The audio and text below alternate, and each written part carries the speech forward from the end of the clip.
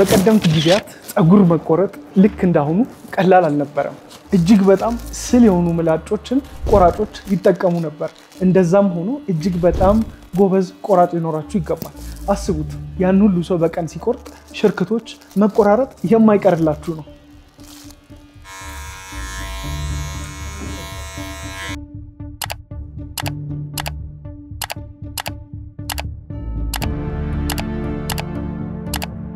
ለብዙዎቻችን ጸጉር መቆረጥ የየጊዜው ተግባራችን ነው። ምንም አይነት አደጋ ያመጣብናል ብለን አናስብም። ይሄም የሚሆነው እንግዲህ ዘመናዊ የሆነ የጸጉር መቁረጫ ማሽን ስለምንጠቀም፣ ያም ማለት ኤሌክትሪክ ማሽኖች። ከሆነ ጊዜ በፊት የኤሌክትሪክ የጸጉር መቁረጫ ማሽኖች አሁን ላይ ቶንዶስ ብለን በተለምዶ የምንጠራቸው ሄር ክሊፐር ማሽንስ የሚባሉት በ1920ዎቹ ጀምሮ ተፈብርከዋል። ከዛ በፊት የሰው ልጅ ጸጉሩን እንዴት ነበር የሚቆረጠው ካላችሁኝ፣ ስል በሆኑ ምላጮች እንዲሁም የተረጋጋ እጅ ባላቸው የጸጉር ቆራጮች ነው። ቆራጮቹ ከድካም ብዛት እንዲሁም ከተወሰኑ ትናንሽ ስህተቶች ጋር እናንተ ጸጉር ላይ የተወሰኑ ሽርክቶችን ማድረግ የተለመደ ነው። ይሄ ደግሞ ትልቅ ሪስክ አለው። ጸጉር ቤቶች ላይ በጣም ብዙ ሪሰርቾች ሰርቼ ነበረ። የቶንዶስ ወይም ሄር ክሊፐር ማሽኖችን ከየት እንዴት ወዴት እየሄዱ እንደሆነ የምንመለከትበትም ቪዲዮ ነው።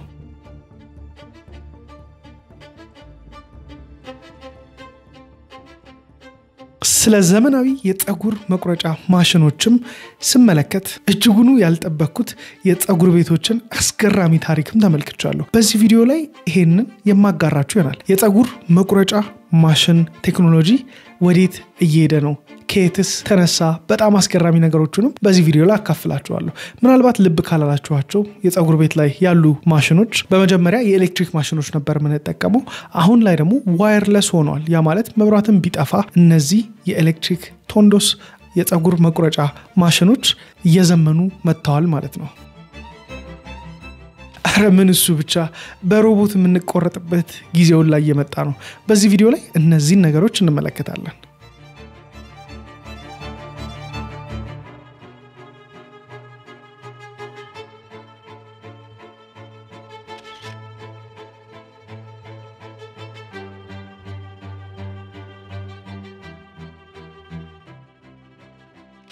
ስለ ቶንዶስ ወይም ስለ ጸጉር መቁረጫ ማሽን በመመለከትበት ሰዓት እጅግ በጣም ያስገረመኝን አንድ ነገር ተመለከትኩ።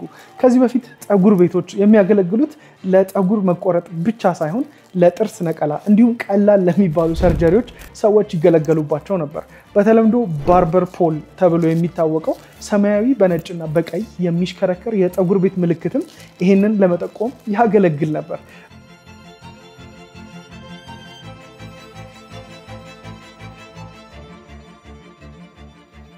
ዘመናዊ የጸጉር መቁረጫ ማሽኖች ከመፈበረካቸው በፊት የሰው ልጅ ጸጉር ለመቆረጥ ማኑዋል የነበሩ መሳሪያዎችን ይጠቀም ነበር። ያ ማለት መቀስ፣ ምላጭ እንዲሁም ቢላን ራሱ ይጠቀም ነበር።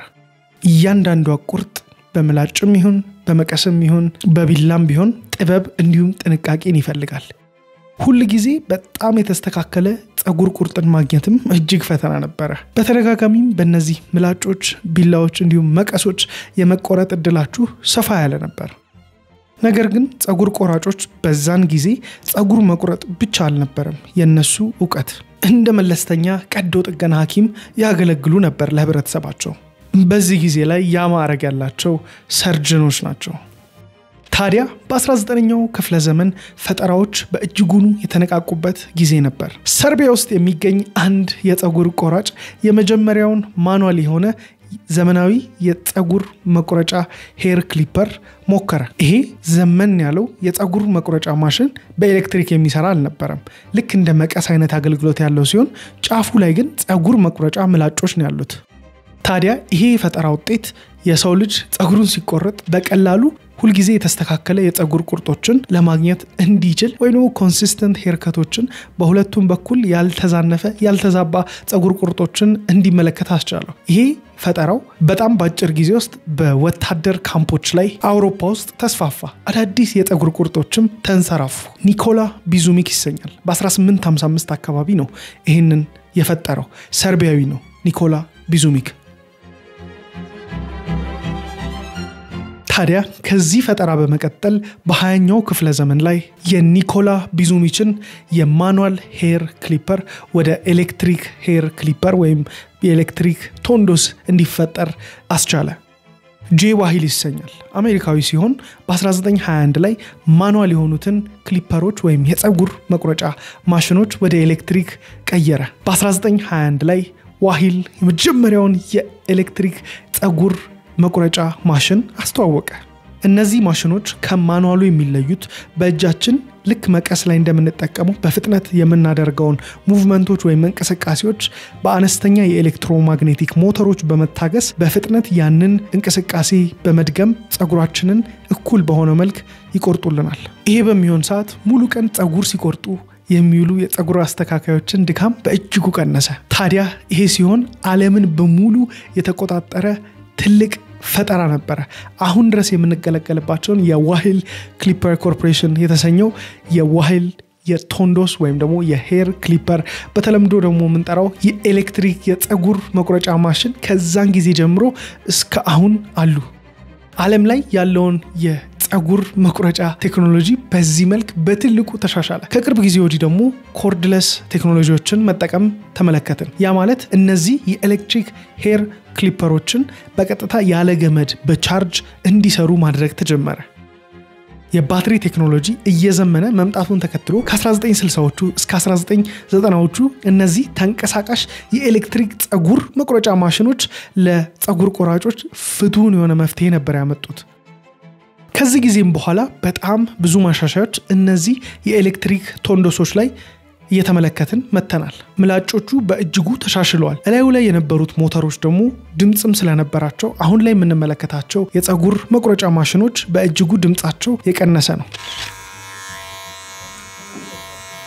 አሁን ላይ ታዲያ ብዙዎቻችሁ የምትመለከቷቸው የፀጉር ቶንዶሶች ራሳቸውን የመሞረድ አቅም ያላቸው ሲሆን የሴራሚክ እንዲሁም የታይታኒየም ኮቲንግ በላያቸው ላይ ሲኖር ምላጮቹ እርስ በራሳቸው በጊዜ ሂደት ስለሚሞረዱ ተጨማሪ ሜንቴናንሶችን አስወግደዋል። እሱ ብቻ ሳይሆን የአርቲፊሻል ኢንተለጀንስ የገባባቸው አንዳንድ ስማርት ክሊፐሮችን ተመልክተናል። ያ ማለት ላያቸው ላይ ሴንሰሮች ተገጥመውባቸው የምላጮቹን ፍጥነት እንዲሁም ጉልበት በፀጉራችን ቲክነስ መሰረት ይጨምሩታል፣ ይቀንሱታል። በጣም የሚያስገርም ነው። ቅርጽ ለማውጣት ደግሞ ሌዘር ጋይድድ ፕሪሲዥን ወይም ደግሞ በጨረር የተደገፈ ቅርጽ የማውጣት እገዛን ለፀጉር ቆራጩ ይረዳዋል። እሱ ብቻ አይደለም። እነዚህ አሁን ላይ የመጡ ያሉ ፀጉር መቁረጫ ማሽኖች ወደ ውስጣቸው ውሃ ለማስገባት እንዲሁም ራሳቸውን በራሳቸው ማጽዳት ይችላሉ። ዋየርለስ የነበሩትም ደግሞ የፀጉር መቁረጫ ማሽኖች ያ ማለት በሶኬት ሰክተን የማንጠቀማቸው በቻርጅ የምንጠቀማቸው ደግሞ ቻርጅ የሚደረጉበትን መንገድ ከዋየርድ ወደ ዋየርለስ ወይም ደግሞ አስቀምጠናቸው ያለ ገመድ ቻርጅ መደረግ የሚችሉበትንም ቴክኖሎጂ አግኝተዋል አሁን ላይ። ታዲያ በዚሁ ከቀጠለ ቴክኖሎጂ እየጨመረ ፀጉር ቆራጮችን የማይፈልግ ፀጉር ቤቶችን ልንመለከት እንችላለን። ሮቦቶች በእጅጉኑ እየጎበዙ አርቲፊሻል ኢንተለጀንስ የሌዘር ጋይድድ ፕሪሲዥን ቴክኖሎጂዎችን የቫኪዩም ሄር ክሊፐሮችን ሰልፍ ሻርፕኒንግ ብሌድ የአርቲፊሻል ኢንተለጀንስ የተካተቱባቸው መቁረጫ ማሽኖች አሁን ላይ በሙከራ ላይ ናቸው ሙሉ በሙሉ በሮቦቶች እንዲተኩ። በዚህ ሐሳብ ግን እኔ ሙሉ በሙሉ አልስማማ። ምክንያቱም እኛ ሀገር ላይ ሌላም ቦታዎች ላይ ፀጉር ቤት በምንሄድበት ሰዓት የተለያዩ ኢንፎርሜሽኖችን ወይም መረጃዎችን የምናገኝበት ከሰዎች ጋር የምንጫወትበት ጥሩ ቦታ ነው። እነዚህ ቦታዎች ላይ ቆራጮች የማይኖሩ ከሆነ እጅጉኑ የሚደብር ይመስለኛል። የእናንተን ሐሳብ አስተያየት በኮሜንት አጋሩኝ። በጣም ያስገረመኝ የተለያዩ ሪሰርቾችን ተመልክቼ ነበር። የሮቦት የፀጉር መቁረጫ ማሽኖችን ተመልክቻለሁ በሙከራ ላይ ያሉ። እነዚህ ማሽኖች በአሁኑ ሰዓት በገበያ ላይ የሉም። ነገር ግን የተለያዩ ሙከራዎች እየተሞከሩ ነው። ይሄ ነገር ቢሳካ አሰባችሁት ወደፊት ምን ሊሆን እንደሚችል? ፀጉር ቤት ስትገቡ በሩ በራሱ ነው የሚከፈተው። ስትቀመጡ ወንበራችሁ ላይ ሮቦት አርም ነው የሚቆርጣችሁ ማለት ነው። ተጨማሪም ደግሞ አርቲፊሻል ኢንተለጀንስ እነዚህ ፓወርድ የሆኑ ስማርት ክሊፐሮች ላይ ስለሚሆን የተለያዩ ሴንሰሮች ይኖራቸዋል። የፀጉር መቁረጫውን ፍጥነት እንዲሁም ፓወሩን ወይም ጉልበቱን ተጨማሪ ደግሞ የፀጉራችሁን ቲክነስ ውፍረቱን ወይም ቅጥነቱን በማየት ምን አይነት ቁርጥ ሊስማማችሁ እንደሚችሉ እዛው በሴንሰሮቹ አማካኝነት ይለያል። የሴራሚክና የታይታኒየም ኮቲንግ የሚጠቀሙት ምላጮቹ ደግሞ ሳይዶሎድሙ ለረጅም ጊዜ ያለ ምንም ጥገና ማገልገል ይችላሉ። በጣም የሚያስገርም ሆኖ አግኝቼዋለሁ። ይሄ ግን እስካሁን አልሆነም። ነገሩ ግን በሙከራ ላይ የተደረጉ ፕሮጀክቶች ናቸው። ይህንን ሐሳብ እንዴት ተመለከታችሁት? ስለ ኤሌክትሪክ የፀጉር መቁረጫ ማሽኖች አመጣጥ ስመለከት ስለ ባርበር ፖል ወይም ደግሞ የፀጉር ቤቶች ላይ እንደ ምልክትነት የሚጠቀሟቸውን ቀይ እንዲሁም ነጭ ዥንጉርጉር ያለባቸው የሚሽከረከሩ ምልክቶችን ተመለከትኩ። ታሪኩ ምን እንደሆነ ለማጣራት ሞክርኩ። በቀደምት አውሮፓ ላይ ከፀጉር ቤቶች በላይ ነበሩ ፀጉር ቤቶች። ያ ማለት አሁን እኛ ፀጉር ቤት የምንሄደው ፀጉራችንን ለመቆረጥ እንዲሁም ለመዋብ ለመሳሰሉት ነው። በዛን ጊዜ ግን ፀጉር ቤቶች ፀጉር ከመቆረጥ በተጨማሪ መለስተኛ ቀዶ ጥገና፣ ጥርስ ነቀላ እንዲሁም ደግሞ ብለድ ሌቲንግ የተባለ አንድ ፕሮሲጀርን ይሰራ ነበር። የተወሰነ ደምን ከሰውነት ውስጥ ማስወገድ ማለት ነው። ይህም እንግዲህ በሽታን ይፈውሳል ተብሎ ይታሰብ ነበር። ታዲያ የባርበር ፖል ምልክቷም ቀይ አርቴሪያል ብለድን ያመለክት ነበር፣ ነጩ ደግሞ የባንዴጅን ያመለክት ነበር፣ ደሙን ለማስቆም የሚጠቀሙበትን።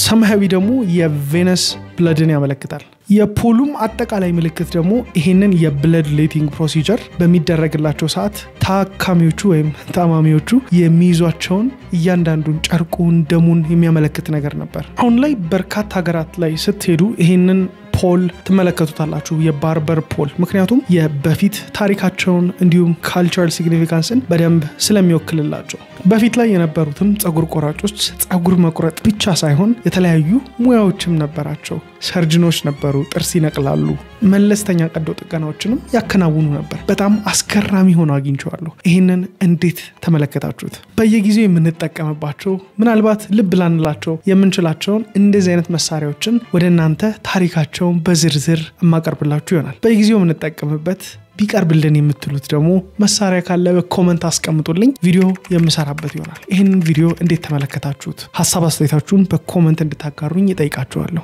ይሄንን የመሰለ የፀጉር ቁርጥ እንግዲህ በአጭር ደቂቃ ውስጥ ዘመናዊ የፀጉር መቁረጫ ማሽኖችን ተጠቅመን አግኝተናል። ይሄ እንግዲህ የተለመደ ነው በአሁኑ ሰዓት። በድሮ ጊዜ ደግሞ እንደተመለከታችሁት የፀጉር ቤቶች ጥርስ መነቀያ እንዲሁም ደግሞ መለስተኛ ሰርጀሪ የሚሰሩባቸው ቦታዎች ነበሩ። እንደዚህ አይነት በየጊዜው የምንጠቀምባቸው ቴክኖሎጂዎች ለእናንተ በዚህ መልክ አስቃኛችኋለሁ። ይህንን ፔጅ ላይክ፣ ሰብስክራይብ እያደረጋችሁ በቀጣይ ቪዲዮ እስከምንገናኝ መልካም ጊዜ ይሁንላችሁ። ይመቻችሁ።